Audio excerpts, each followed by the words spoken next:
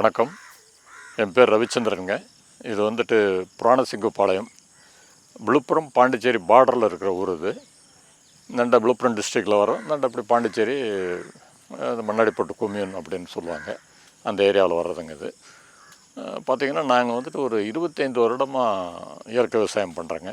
எங்கள் குடும்பம் பெரிய குடும்பம். நாங்கள் 4 பேர் அண்ணன் தம்பிங்க.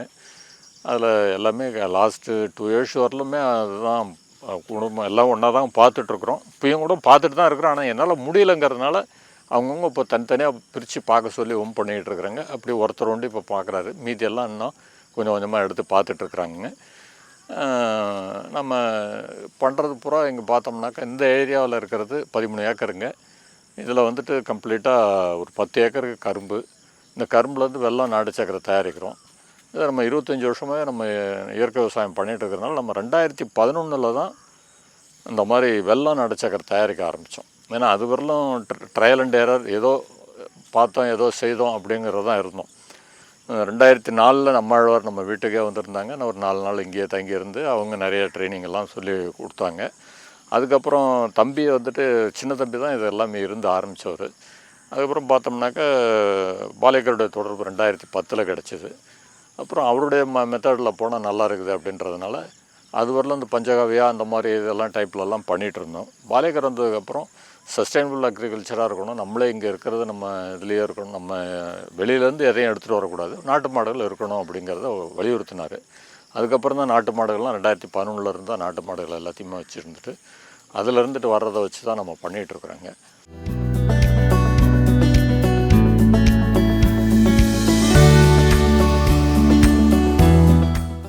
பார்த்திங்கனாக்கா இப்போ நம்ம கரும்பு இப்போ இங்கே பார்க்குறோம். இது இப்போ கிட்டத்தட்ட ஒரு மாதம்தான் ஆயிருக்குன்னு வச்சுக்கோங்களேன். வெட்டி இப்போ திருப்பி ரிட்டர்ன் வருது.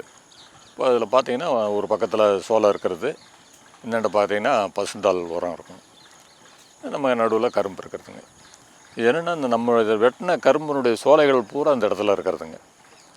இது பாரு பார்த்திங்கன்னா 8 அடி காலுங்க. ஒரு வரிசைக்கு வரிசை அப்படியே பார்த்திங்கன்னா 8 அடி. அதாவது ஒரு காலுக்கு ஒரு கால் பார்த்திங்கன்னா 8 அடி. வரிசையில் வந்து ஒரு பயிருக்கு ஒரு பயிர் வந்து 2 அடி கணக்கு அவர் சொல்கிறது பாலேக்கருடைய மெத்தடில் தான் நம்ம பண்ணிகிட்ருக்குறோங்க. பெருசாக நம்ம வந்து இயற்கை விவசாயம் அப்படின்னாக்கா நம்மளுக்கு மெயினாக வந்துட்டு அவர் ரொம்ப எளிமையான முறையில் நம்மளுக்கு சொல்லிக் கொடுக்குறாருங்க. ஜீவாமிர்தம், கனஜீவாமிர்தம், பீஜாமிர்தம். இதுதான் பீஜாமிர்தங்கிறது விதை நேர்த்தி, கனஜீவாமிர்தங்கிறது வருடத்துக்கு ஒரு தடவை நம்ம என்ன கொடுக்குறோமோ அந்த உரங்கள். ஜீவாமிர்தங்கிறது 15 நாளைக்கு ஒரு முறை நம்ம தண்ணியில் விடுறது. இதுதான் இதில் பெருசாக வேறு எதுவுமே இயற்கை விவசாயத்தில் கடினமான வேலைகள் கிடையாதுங்க. ஆனால் ஆட்கள் தான் இங்கே பிரச்சனை ஆகணும். ஆட்கள் இருந்ததுன்னா கொஞ்சம் கூடுதலாக பண்ண முடியுது. அது ஒட்டி தான் எனக்கு சிரமமாக இருக்கிறது. இப்போ அடுத்து நம்ம பார்த்தோம்னா நம்ம பாண்டிச்சேரியில் நம்ம மாயிலேன்னுட்டு ஸ்டோர் வச்சுருக்குறோங்க. அதில் பார்த்திங்கன்னா இந்த கீரை வகைகள் இதெல்லாம் வந்துட்டு கீரை காய்கறிகள் எல்லாமே கொடுக்குறோம். இந்த ஏரியா கிட்டத்தட்ட 1 ஏக்கர் இருக்குதுங்க. இந்த 1 ஏக்கரில் பார்த்திங்கன்னா பந்தல் காய்கறி, இந்த மாதிரி கீரைகள். இப்போ கீரையில் பார்த்திங்கன்னா வல்லாரை, இது புதினா, நம்ம பாலக்கீரை, இந்த சிவப்பு தண்டுக்கீரை, பொன்னாங்கண்ணி கீரை, இந்த மாதிரி சிவப்பு பொன்னாங்கண்ணி, பச்சை பொன்னாங்கண்ணி, அந்த மாதிரி வெரைட்டியாக அரைக்கீரை, சிறுகீரை, முளைக்கீரை, அந்த மாதிரி எது நமக்கு வருதோ அந்தந்த நேரத்துக்கு தகுந்த மாதிரி இது பண்ணோம். அது இந்த ரைஸ்டு பெட்டாக போட்டு இந்த பாத்தியை வந்து அதாவது அடிக்கடி உழவு ஓட்டிகிட்டுலாம் இருக்கக்கூடாது. அதனால் அந்த ரைஸ்டு பெட்டாக பண்ணி நம்ம கீழே வந்துட்டு லேசாக பள்ளம் எடுத்துகிட்டு உள்ளர நம்மகிட்ட இருக்கிற வேஸ்ட்டு, அதாவது மரங்கள் அங்கங்கே கட்டை வெட்டுறது, இந்த பருத்தி மிளாறு, இந்த கத்திரி மிளாறு, நம்ம என்னென்ன நம்மகிட்ட வேஸ்ட் இருக்குதோ அதெல்லாம் கீழே போட்டு, தேங்காய் மட்டை எல்லாம் வேஸ்ட்டை போட்டு அதுக்கு மேலே மண்ணை போட்டு நம்ம வந்துட்டு கொஞ்சம் உயரம் தூக்கிட்டோம் அப்படின்னாக்க நமக்கு வந்துட்டு இந்த மாதிரி ட்ரிப் இரிகேஷன் போட்டு நம்ம அதை பண்ணுறதுக்கு சௌகரியமாக இருக்குங்க.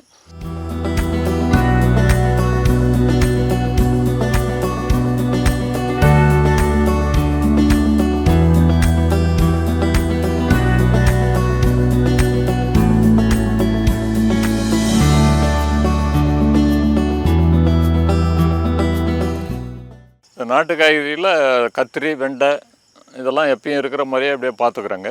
இப்போ இது கிட்டத்தட்ட அறுவடை முடிகிற ஸ்டேஜில் இருக்குன்னு வச்சுங்களேன். அதுக்கு அடுத்தது அப்படியே நாற்று நட்டுருக்குது. நேற்று தான் நட்டுருக்குங்க அந்த பக்கத்தில். அந்த பந்தலுக்கு கீழே நட்டுருக்குறோம். மிளகா இதெல்லாம் நட்டுருக்குங்க. இப்போ இந்த இடத்துல கத்திரியை வந்துட்டு கிட்டத்தட்ட 6 மாதத்து வரலும் நம்ம வச்சுருக்க முடியுங்க. ஒரு தடவை செய்துட்டோம் அப்படின்னாக்கா. அதுதான் இப்போ அதை பண்ணிகிட்ருக்குறோம். அதுமாதிரி வெண்டையும் அது மாதிரி பண்ணிகிட்ருக்குங்க. ஏன்னா மக்கள் வந்து நாட்டு காய்கறிகள் நிறையா வாங்கணும்னு சொல்கிறோம். ஆனால் கடையில் பார்த்தோம்னா நம்ம இங்கிலீஷ் காய்கறிகள் தான் நிறையா வாங்குகிறாங்க. நாம் ஒன்றும் பண்ண முடியல அது.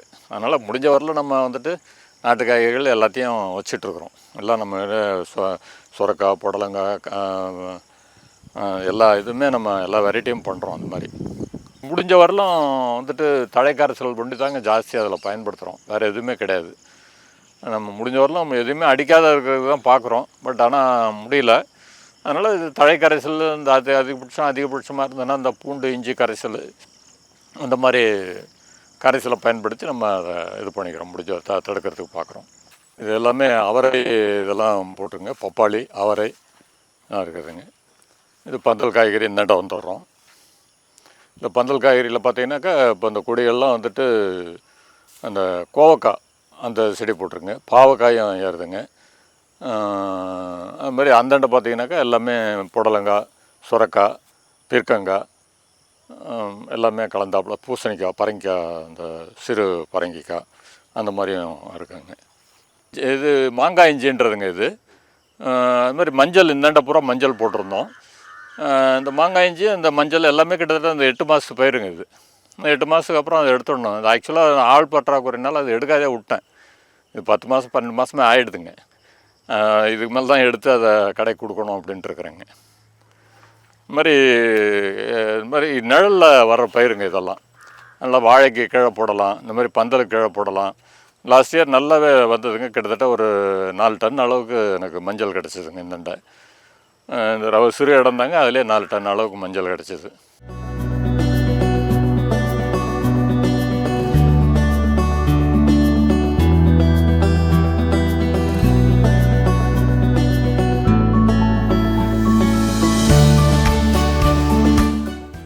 புடலங்காய், சுரக்காய் இதெல்லாம் வந்துட்டு சின்ன கிராப்பு இதை போட்டிருக்குறோம்.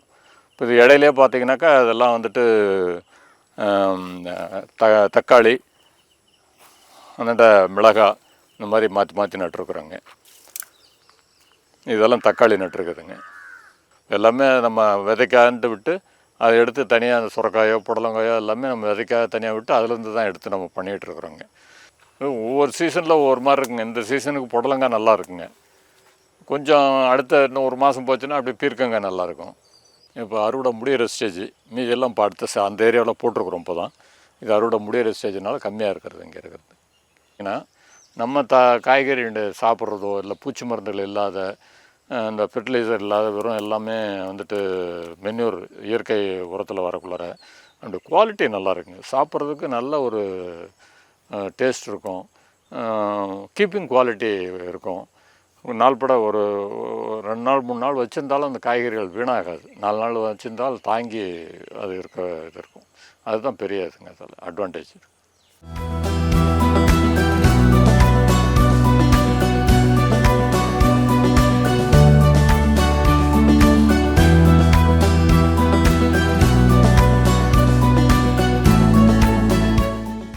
மரப்பயிர்களும் வச்சுருக்குறேங்க.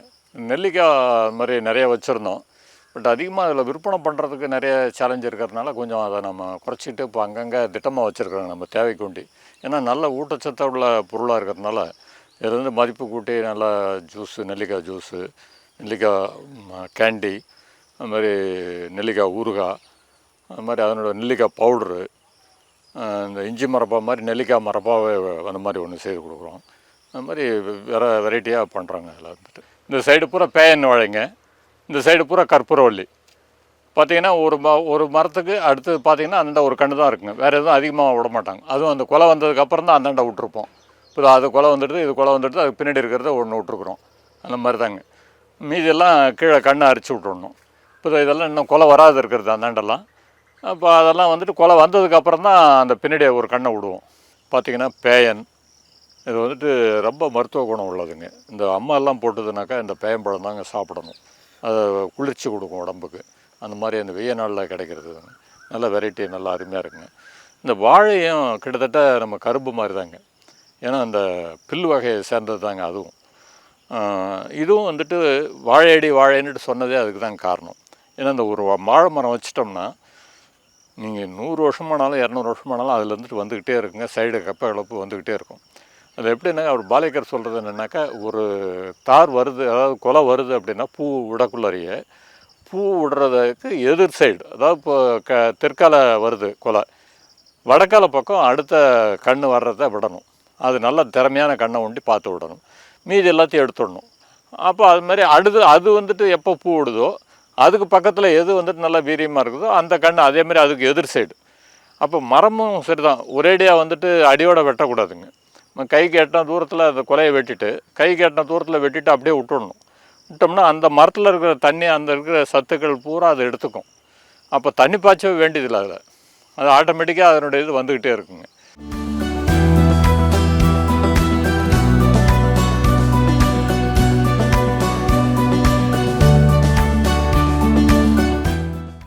மாட்டுப்பண்ணையினுடைய ஷெட் இது.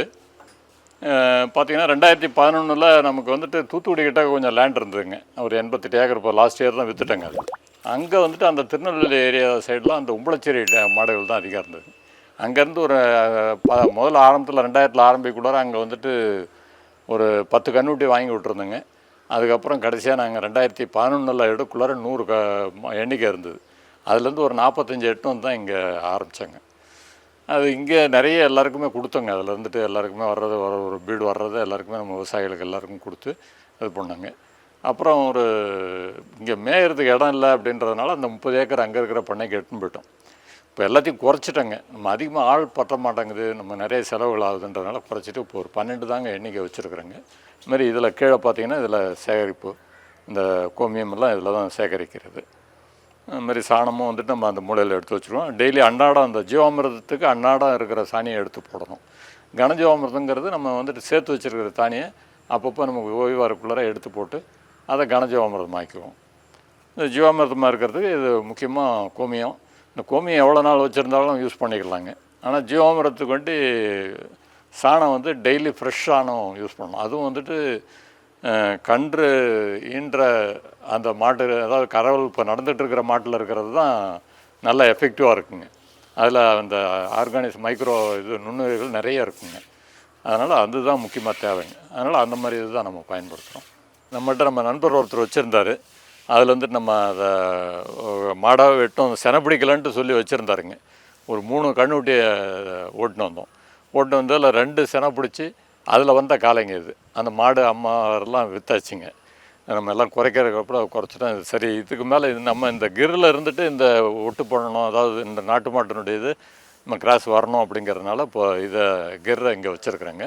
இது மாதிரி அந்தாண்ட இருக்கிறது இதெல்லாம் பார்த்தீங்கன்னா உம்பளச்சேரி மாடுகள். இந்த மாடுகள் எல்லாமே உம்பளச்சேரி டைப்பு. அதில் இருக்கிற காலையும் இருக்கிறதுங்க. நம்ம மெயினாக வந்துட்டு இப்போதைக்கு இந்த காலையை வச்சு தான் இப்போ உபயோகப்படுத்துகிறாங்க. டெய்லி கறவையும் உண்டுங்க. பார்த்திங்கனாக்கா காலையில் ஒரு 6 மணிக்கெல்லாம் வந்துடுவாப்புல. இது பண்ணுவாங்க. சாயந்தரத்தில் 5 மணிக்கெல்லாம் வருவாப்புல. 4:30லேருந்து 5க்குள்ளார வந்து அது மாதிரி கறந்து எட்டுனுவாப்புல. முடிஞ்ச வரலும் நம்ம எல்லாமே இங்கே பன்னீர் தயாரிக்கிறோம். அது மாதிரி டவுனில் வந்துட்டு கடையிலையும் வந்துட்டு எல்லாருக்கும் டோர் டெலிவரியே பால் கொடுக்குறோம்.